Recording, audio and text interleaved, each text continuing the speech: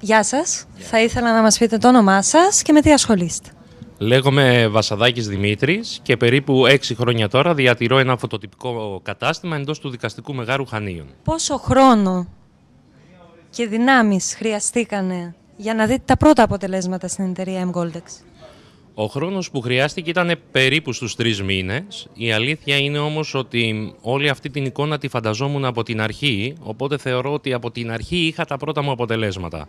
Αλλά τυπικά περίπου στο τρίμηνο. Τι θα προτείνετε για αυτούς που ξεκινάνε τώρα στην M-Goldex?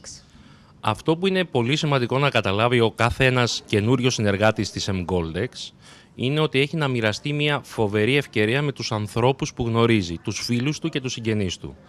Αυτό που θα τον εκτοξεύσει πραγματικά είναι τη στιγμή που θα συνειδητοποιήσει ότι δεν έχω εγώ ανάγκη τον καινούριο πελάτη, αλλά αυτό σε μένα. Με την ίδια φιλοσοφία που η Microsoft δεν πρόκειται να κλείσει αν θα της φύγουν όλα τα στελέχη, δεν θα της φύγουν ποτέ. Με την ίδια φιλοσοφία πάντα θα έχω καινούριους πελάτες για την M-Goldex που θα κερδίζουν. Εγώ αποφάσισα να ξεκινήσω με αυτή την εταιρεία, θα είμαι πάντα κερδισμένος. Το θέμα είναι τι θα κάνεις εσύ.